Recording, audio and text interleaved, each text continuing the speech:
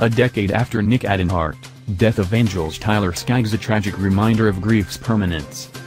At some point, the Los Angeles Angels will try to beat back the heartbreak and play baseball again.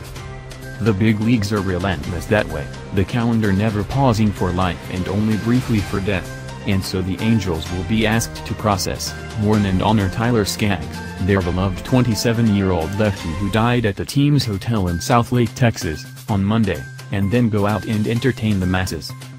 Little is known about Skaggs' death.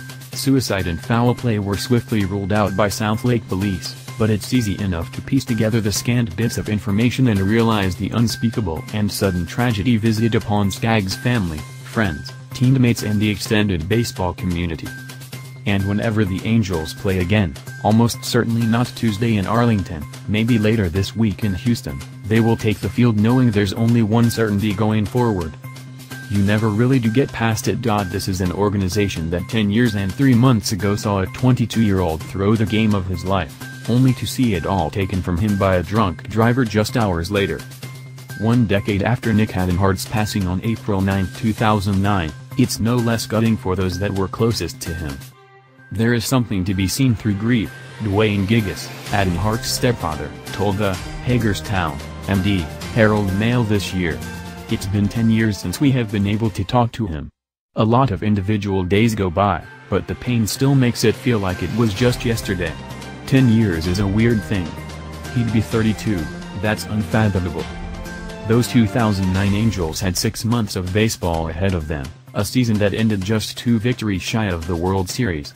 The day they clinched the American League West, staff ace Jared Weaver led the club to the outfield wall at Angel Stadium, where they gathered in front of a logo memorializing Adenhart. These Angels are 42-43, playoff long shots but gaining confidence with the return of key players such as outfielder Justin Upton and another generational performance from Mike Trout. Now they will be missing a man whose charisma, measured swagger and determination were as key to his club as the flashes of brilliance provided by his surgically repaired left arm. "We have nothing but belief in ourselves," Skaggs told me in May, when the Angels were starting to cook but still wondered if they could compete with the mighty Houston Astros. "We crossed paths several times over the years, twice in recent months, chit-chatting about the mundane as well as the momentous, be it his selection of West Coast hip-hop tracks that set the morning mood in the Angels' spring training clubhouse, or his palpable joy at purchasing a home in his native Santa Monica.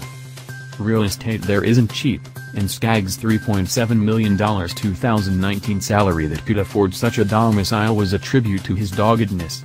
Skaggs was drafted by the Angels but traded twice, to Arizona and back to Anaheim in a complex 3-team deal, only to see his elbow give and undergo Tommy John surgery in 2014.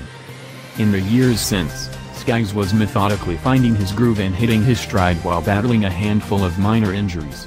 His career record was 28-38, but in this offensively charged season, his .429 ERA ranked firmly above the league average plateau. He struck out 78 batters in his 79 innings and, with the Angels 85 games in, was halfway to 30 starts, a benchmark of a healthy, valued starter.